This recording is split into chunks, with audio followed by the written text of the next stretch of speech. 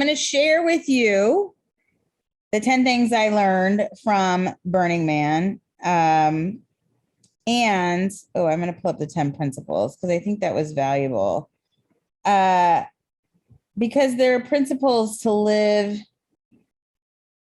I think, that are valuable. So it says here, the Burning Man co-founder Larry Harvey wrote the 10 principles in 2004 as the guidelines of the newly formed regional network. They crafted these not to dictate how people should be or act, but as a reflection of the community's ethos and culture as it had organically developed since the event's inception, which was, I believe, in the 80s. I should find that out. But so what the event is it takes place in Lovelock, beautiful name, which is about 2.5 hours outside of Reno in this river basin desert that is highly alkaline, magical dust land. And how they found it, I have no freaking idea. And over the course of 3 weeks, a city of 80,000 people is built, experienced, and then left without a trace, like a mirage, like it never ever happened. And these are the 10 principles that it's based on. Number 1 is radical inclusion. Everyone may be a part of Burning Man. We welcome and respect the stranger. No prerequisites exist for participation in our community. Gifting. Burning Man is devoted to acts of gift giving. The value of gift is unconditional. Gifting does not contemplate a return or exchange for something of equal value. So there's no money at all exchanged at Burning Man, and it's not a barter system. You give freely. So when I was out in the middle of the playa and I had no water, people gave me water. Certain camps were food camps.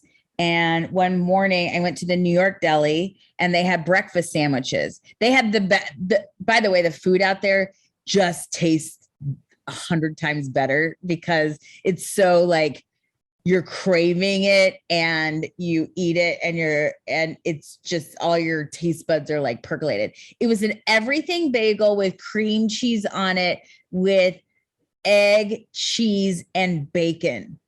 Like none of this I would eat in the world.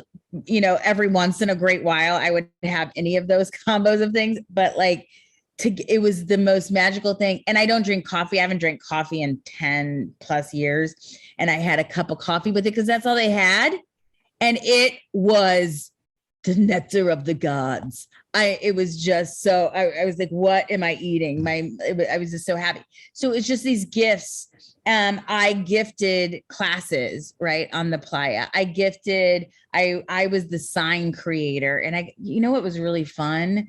Like I went early to build the camp and I was in charge of creating the signage and I got to paint. And draw things and do drop shadows. And it just felt so good to create, you know? And that's part of it, is tapping into those parts of us that we don't use in our everyday life, maybe, right? Decommodification, in order to preserve the spirit of gifting in our community, seeks to create social environments that are unmediated by commercial sponsorships, transactions, or advertising. That, like, no brand names on anything, no brought to you by Coca-Cola or XYZ.com. Yeah. Would you say there were people there that were a brand? Does that make sense? Or there could have been, but you still would never have known. Well, so here's an example of a very fine line. A friend of mine is an investor in Liquid Death. Have you seen those cans of water? So they're, as opposed to bought plastic, they have aluminum cans, like beer cans, but it's water, and they call it Liquid Death, which I'm not quite sure why. But so he gave pallets and pallets and pallets of this water away to different Burning Man camps. But it is branding because it's all on there. So that's he gave it away, but it's a little bit of a fine line for sure. Do you have a question, Holly? I just thought that Kristen was asking about like influencers. I wasn't sure like what she meant. Oh, well, yeah. Influencers are out there and we call them sparkle ponies. They come in, they don't build. There's no roughing it. They wear sparkly things that move, which I'll discuss later. And they take pictures to take pictures. And that's a newer thing that's happened in the past 10 years. And people used to be really hateful about it. And now it's just kind of the thing. And you try to teach them the principles and they have influence. And the fact of the matter is the idea of Burning Man is radical self-reliance community. And we are all a reflection of each other. So if you can't not help but get it in your bones there. Like when you're there, it's just so extreme. Something chemical happens. There's a reaction, a chemical reaction to people. And it because it's so mad, it's like your eyes, where would the bar in Star Wars, that like the end of the world, nobody here is Star Wars. You know what I'm talking about? And it's just like a bunch of weird animal creatures, lit things from all over. That's what Burning Man looks like. And it's just full self-expression and creativity and fun and joy. The next principle is radical self-reliance. So Burning Man encourages the individual to discover, exercise, and rely on their inner resources. So the things that we take for granted in life, of a bathroom, of a shower, of a clean place to sleep, sheets, food, taking care of that ourselves, but also knowing that we're enough. And there's this saying, the playa provides, not expecting everyone to take care of me like the toxic feminine, but to be ask when you need and allowing others to show up for you. And that was a big one for me this time around.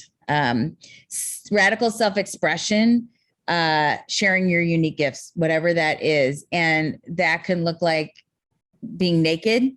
People were butt ass naked out there, or being a pirate, or being a cartoon character, whatever, right? You may not be able to walk around in your sparkles bra at a PTA meeting, but here it's the norm. And what if I could just choose to walk around in my sparkle bra at the PTA meeting and it not be a thing and not be sexualized and not be judged or chastised or whatever, fill in the blank, right? Allowing the liberties of your self-expression. Communal effort. This city is built in a week, lived in a week, and gone in a week. And it takes community, not just doing it by ourselves, that relying on others, co-creation and interaction. Civic responsibility. So this is good. We value civic society. Community members who organize events should assume responsible for public welfare and endeavor to communicate civic responsibilities to participants. It's like, see something, say something. I'm building this. You get to participate in it. I clean up after you because I am responsible for, I'm 100% responsible for 100% of my results. And I am a participant in this city. Therefore, it matters to me how this works, operate. If somebody's broken down on the side of the road, I help them out. If I have an extra tire, I give the tire.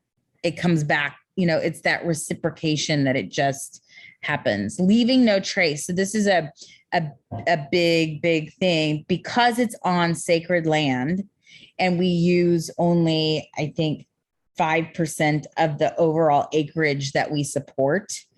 We can only have 0.2% matter out of place, which they call MOOP. Matter out of place is a sequence. It's a piece of paper of a wrapper. It's rubber from a tire that shredded. They literally go inch by inch across the entire city, not once, not twice, but 4 times in order to make sure that there is no matter out of place, that there is no foreign objects that could hurt the environment in any way, shape, or form. So it is returned, having 80,000 people come into it, it's returned to its original state. And each camp is responsible. Like the last person in our camp left, was it this morning, after demooping our area, our block. Participation. Our community is committed to a radical participation ethic. We believe the transformative change, whether the individual or in society, can occur only through a medium of deeply personal participation. We achieve this through doing. Everyone is invited to work. Everyone is invited to play. We make the world real through actions that open the heart. I like that. There were workshops. I did radical intimacy with men crying. So juicy, so sexy. Ooh, hot. The last one is immediacy. Immediate experience is in many ways the most important touchstone of value in the culture. We seek to overcome barriers that stand between us and a recognition of our inner selves, the reality of those around us, participation in society, and contact with the natural world exceeding human powers. No idea can substitute for this experience. So as opposed to thinking about it, or I'll do it someday, or I'll come back to it tomorrow, jumping in the moment as I'm called to it and it having the experience. Like, and don't those apply to our everyday life? Like, it just is like, of course, yes. I get to participate in my life and everything that's happening. So here are the things I learned, and I'll share them really quickly, not to keep you. Number 1, synchronicity is real. Literally, I would think of someone and they would appear on the next block, or I'd walk into the tent and there they were. There were some people I wanted to see and I didn't see them the entire time. And then I kept seeing the same people over and over and over again. And in fact, one night I was out, I got separated from my crew. I only did drugs 2 nights. I unintentionally did Molly one night. They call it fun dip. And it was fun. And I got separated from my crew, and I knew my friend was at the big pyramid, and I just knew he would be there. And there he was in the back, laying on one of the couches, and I cuddled up next to him until I was fine to move on. And then I moved on. And that, like, there he was to just hold space for me, as I was not clearly able to get home. Say it in an instant manifestation. I needed water. Literally, water was, would you like a sip of water? Like someone would offer it, not just like I had to go seek it out. And this just reminds me of how many times have we said, set our GPS, be specific, and then just don't be surprised when it shows up, because there it is. And like we talk about the principles, the immediacy is that specificity and then being open to it showing up. And it was, food would show up, drink would show up. What was interesting is I didn't want to drink alcohol out. I had no craving for alcohol whatsoever. Like all I was doing was drinking pickle juice and Pedialyte. Those are, you crave the salty, you crave the electrolytes.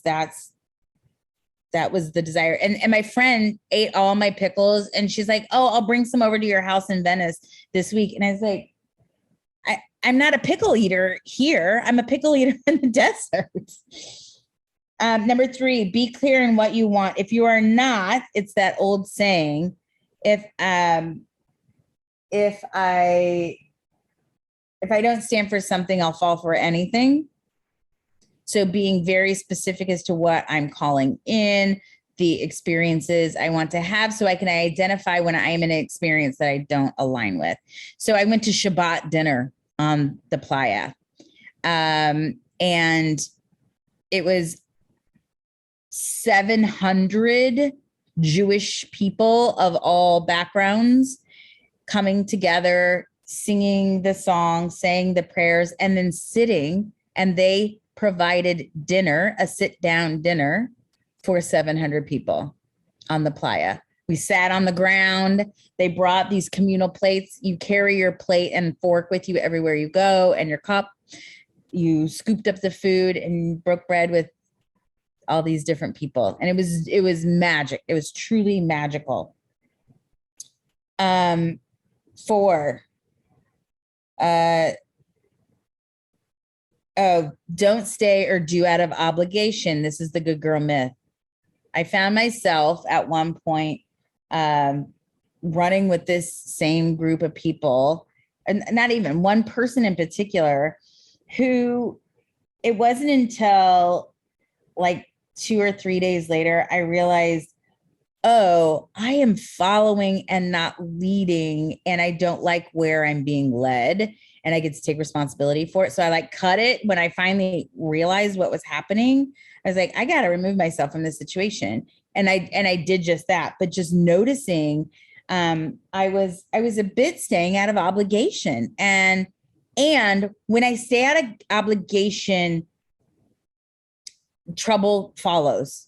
Like I got stuck in a windstorm, and I got stuck in far out locations that I didn't want to be to begin with.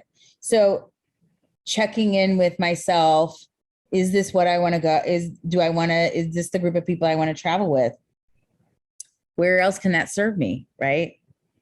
How often am I a yes to placate versus a fuck yes, this is what I want to do? 5, I do not and will not be in my masculine. I saw what feminine looked like, and it triggered me. I had this conversation with my friend Shira last night. So Shira was there with her boyfriend. Her boyfriend loaded all their stuff in, loaded all their stuff out. He was following her and protecting her. And part of me was like, this seems kind of passive on his part, but I noticed she would be like, well, did you want to pack up the bags? And it was like light suggestions. And then she just sat there and did nothing, did not lift a finger. And I really think it's a generational thing, because she's a millennial and I'm not. I was just like astounded. I was like, is this how this works? Is that how? But it was interesting to see. I rented an RV. I drove it 24 hours. I set up an entire camp. I brought all the food. I brought all the supplies. And so then I was triggered when people would come in and expect to have things that were mine, because that I was in the masculine, I was the provider, and I was angry that I wasn't in the feminine, that I wasn't being provided for. But I did all the work. I made it happen. I chose to do that. And I noticed that is not that's not the partnership I want to attract. I don't want to be the provider of everything. Not that I can't provide and show up, but I really was in my masculine. And then I saw the feminine in action, and it triggered me. Number 6, there is always another way. There's always another way. There's always another way. You know what? I could have flown from Burbank, gotten to the playa and back for less than my RV and the 2 days it took to drive there and back. There's always another way. 7, adventure is everywhere. Literally step outside your door and adventure awaits. Are you willing? Are you open to receive it?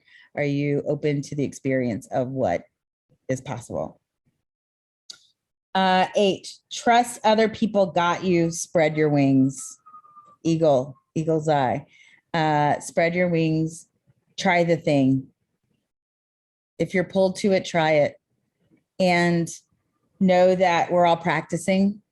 It's all practice. It's all made up. It's all made up. Nobody knows what they're doing. Nobody. 0.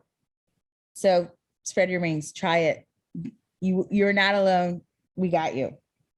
9, no one knows what they're doing, so just do it. There you go.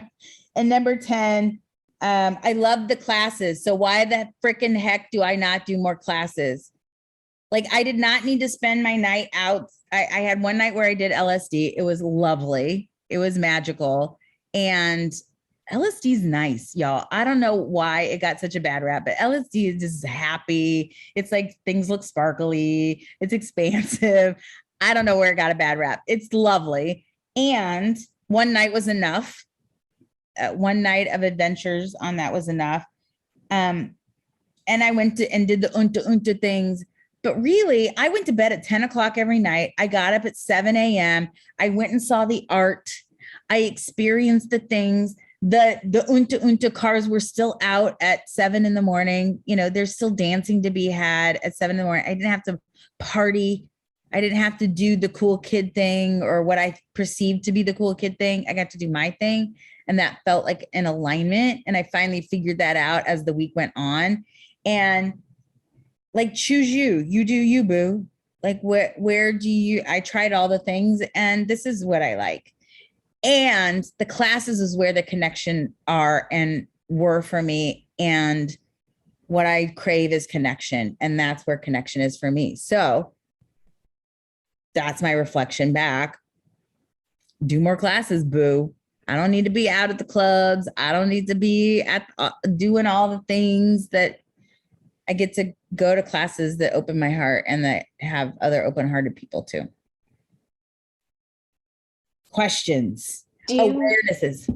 Do you mean that like more classes, like just in life general, or like there when you went to Burning Man? Like, well, or do you mean overall? I think this is for overall. Like Burning Man is such an intense environment that it smushes in and it really pushes. I mean, it's kind of like transformational work. It triggers you. You're like, you can't escape it. So here you get to look at it. And are you going to take the reflections back into your life? So my reflection is, I live in Venice. There's a ton of juicy classes around here. There's a ton of juicy classes on Zoom. I love to do heart opening exercises. It's just nourishment for my soul. Maybe that is a season. Maybe that will change. Maybe I'll want to go to untas in a month. But this is untas. Do you not know what I mean? No. Oh, okay. Unta is the sound of the like rave music that when people are doing drugs, it's like the yes. No, I got you. I call it the untas. So yeah, I have no like interest in and sidestepping. They just sidestep. That's all they do all night long for 8 hours. Everybody is sidestepping. I say, why are we just doing this back and forth? Like, no, that's not interesting to me at all. And like the men that I met I went to this radical intimacy workshop, and that's where I met the juiciest men that I'm still in contact with. That's where I had new awarenesses. I had kind of an awareness about getting older and beauty, and it like opened my, with this gorgeous man who I had deeply connected with. He had shared what he had shame in his life and where he things he would never say to someone else, he said to me. You know, that was the exchange. And I said that to him. I said, I turned 50, I'm in menopause, and I'm afraid I my best days are behind me. Like I just got into my body and feeling fully self-expressed, and I'm afraid that will go away. And him just holding that space and like saying that out loud, like I'd never thought, like I didn't know that I thought that. I didn't know I had that in me. And to express that and like to have the emotion with it. And then these men holding just space for me and giving me love, loving me unconditionally. And like that just filled my tank. Not that I needed externally, but like I'm okay. I'm not falling off a cliff. I'm a-okay. I'm back. I'm in the game.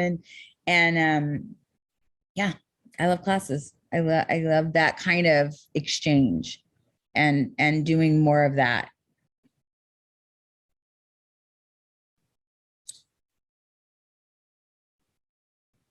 Did you see where people had pictures of loved ones who had passed? My friend was there with pictures of his wife. That's why I was asking. Yeah. So I went to the temple the second to the last day, and the temple is for those who've passed, transitioned. The first thing I saw when I walked into the temple, which was of course, was so there we have a homeless problem in Venice. My friend, my very close friend, lives a couple doors down from this park where a lot of the homeless congregate. And about, I don't know, 5 months ago, maybe, one of the homeless had in the alley done a drug deal or something, broke into a friend of my friend's house, tied up her dog and set her house on fire and killed her dog. And the community rally, it was kind of like the final straw for the community and ousting Bonin and really the uprising. And I had gone to the memorial for the dog on the beach and the community all coming together. And that was the first thing I saw was the note about what had happened and then her saying, and as awful as this was, I was surrounded by community. I am loved and held in this Venice community. And it created an uprising. And my experience was the tipping point to change this, that not just me, but all of our community doesn't have to live like that. And that was, and then I'm like projectile bawling because here I am related to this story. I know this person and I've experienced this. And then to see people who had passed in COVID and parents and families and burners who had been on the playa for years and they had logs in their mugs and their shoes to help them walk into the next dimension. And I mean, it's just, and so in the middle was, when I was there were people singing songs. They were playing drums and holding space for each other. It's just the most potent and powerful. And then it's impermanence, right? We don't get out of life alive. That is the cycle. And so often in our culture, we avoid it. And this is a celebration of it. And the fact that it then gets burnt to the ground is the testament that nothing is permanent. And that is the point of Burning Man, is impermanence. We burn the man as the New Year's celebration. We burn it to the ground to create what's next, to open up space for what's next, as we do in the full moon ceremonies. Did they physically burn everything or just certain structures? Because they did see something that you had showed a video of. Yeah, so they burn the man. That's the big thing. And then they burn the temple on Sunday. And then they burn various pieces of art. And it's really at the discretion of the artist as to what gets burnt. And if you think about it, lugging all that out, you're like, let's burn it. Right? And again, it's about impermanence. Like, take in the art now because you're not guaranteed to have it tomorrow. But one of the pieces, and in fact, that video I shot of like the tree looking things, they chose not to burn that because our trees are burning. And that felt like it was a mixed message and the wrong symbolism. So they are dismantling it and taking it back. So like in years, I only saw the man burn. I didn't see any other structures burn, which is not normal. Usually there's a lot of things burning.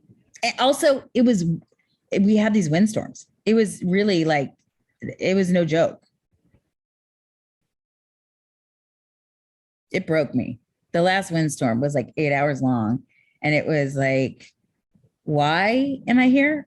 Why is the point of this? You really question, your choices and then appreciate, when I'm home and I have a bath, a bed, and air, even though it's hot as snot here. And there's kids there. A woman had a baby there. A man died there. It is the full circle of life happening. And it's not just a party. I mean, it's, a lot of people think it's like a party in the desert or like a music festival. It really is so much deeper than that. Well, I hope this served you. Like, I wanted to share those awarenesses, and it's an opportunity that when we go through something, like what are my awarenesses, and how will I now use that in my life? How will I shift my behavior or let go of a belief or a behavior or an attitude about certain things, and embrace how I want to live my life, that I can co-create anything and create anything I want. Beautiful.